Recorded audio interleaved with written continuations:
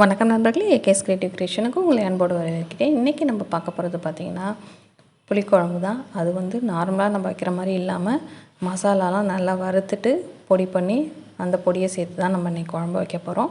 வாங்க இப்போ எப்படி பண்ணணும்னு சொல்லி பார்த்துடலாம். நான் இன்றைக்கி மண் சட்டியில் தான் குழம்பு வைக்க போகிறேன். இதுக்கு ஒரு 1/4 டீஸ்பூன் அளவுக்கு வெந்தயம் சேர்த்துட்டு இதை நல்லா வெடித்து வர அளவுக்கு நல்லா வறுத்து எடுத்துக்கலாம். எண்ணெய் எதுவும் சேர்க்க தேவையில்லை, நம்ம ட்ரை ரோஸ்ட் பண்ணாலே போதும். அது கூட மல்லி பார்த்திங்கன்னா ஒரு 3 ஸ்பூன் அளவுக்கு நான் சேர்த்துக்கிறேன். அதையும் நல்லா பொரிய விட்டு வறுத்துடலாம்.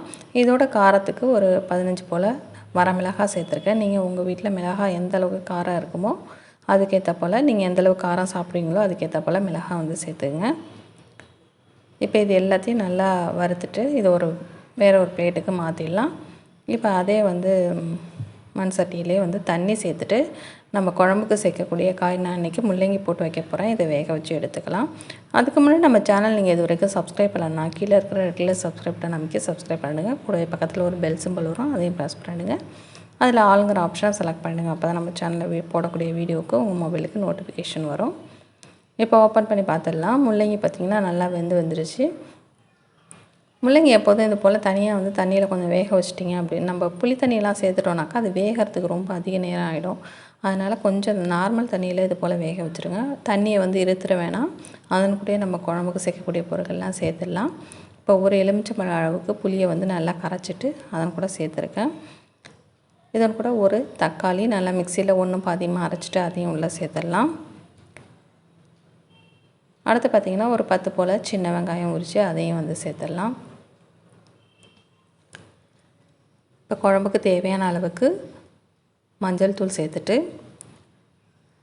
மற்ற மசாலாக்கள் நம்ம வறுத்து பவுடர் பண்ணி வச்சுருக்கோம் இல்லைங்களா, அதாவது நல்லா ஆறின பிறகு அதை மிக்ஸி ஜாரில் போட்டு நல்லா பவுடர் பண்ணிடணும். இப்போ நம்ம வறுத்து அரைச்சி வச்சுருக்க அந்த பவுடரையும் உள்ளே சேர்த்துடலாம். இதை நீங்கள் தண்ணியில் கரைச்சி சேர்க்குறதுனாலும் சேர்க்கலாம், இல்லை டேரெக்டாக அப்படி குழம்புல சேர்த்துட்டு அதை கட்டிகள் இல்லாமல் நல்லா கலந்து விட்டுட்டோம் அப்படின்னு சொன்னாக்கா ஒன்றும் பிரச்சனை கிடையாது. இல்லை உங்களுக்கு அது சிரமமாக இருந்ததுன்னா நீங்கள் கொஞ்சமாக தண்ணி ஊற்றி அதை நல்லா கரைச்சிட்டு அதுக்கப்புறம் கூட குழம்புல சேர்த்துக்கலாம். இப்போ எல்லாத்தையும் நல்லா கலந்து விட்டுங்க, கட்டிகள் இல்லாமல் கலந்து விட்டுடுங்க. இப்போ இந்த குழம்பு நல்லா கொதிக்கணுங்க. அந்த மிளகாய் மல்லி வாசனைலாம் போகிற அளவுக்கு நல்லா கொதித்து வரணும். இப்போ குழம்புக்கு தேவையான அளவுக்கு உப்பையும் சேர்த்துட்டு கலந்து விட்டுடுங்க. இப்போ குழம்பு பார்த்திங்கன்னா நல்லா கொதித்து வரணும். அந்த காயில் உப்பெல்லாம் சேரணும். நார்மலாக நம்ம கொதிக்க வைக்கிறத விட இன்னும் கொஞ்சம் கூடுதலான நேரம் கொதிக்க வச்சா தான் அந்த மிளகாய் மல்லியோட வாசனைலாம் நல்லா பச்சை வாசனை இல்லாமல் நல்லா குழம்பு டேஸ்ட்டாக இருக்கும் நமக்கு.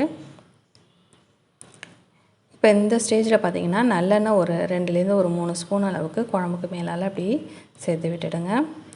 இப்போ குழம்பு நல்லா கொதித்து அந்த எண்ணெயெல்லாம் பிரிஞ்சு வர அளவுக்கு கொதிச்சாக்கா போதும். அவ்வளோதான், நமக்கு சூப்பரான குழம்பு ரெடி ஆகிடுச்சுங்க. கண்டிப்பாக வீடியோ பிடிச்சிருக்குன்னு நினைக்கிறேன். பிடிச்சிருந்தால் மறக்காமல் லைக் பண்ணுங்கள். உங்கள் ஃப்ரெண்ட்ஸ் ரிலேட்டிவ்க்கு முக்கியமாக ஷேர் பண்ணி விடுங்க. அதோட முக்கியம் பார்த்திங்கன்னா கமெண்ட் செக்ஷனில் கமெண்ட் பண்ண மறந்துடாதீங்க. வேறு ஒரு இன்ட்ரெஸ்டிங்கான வீடியோட உங்களை மீண்டும் சந்திக்கிறேன். வணக்கம்.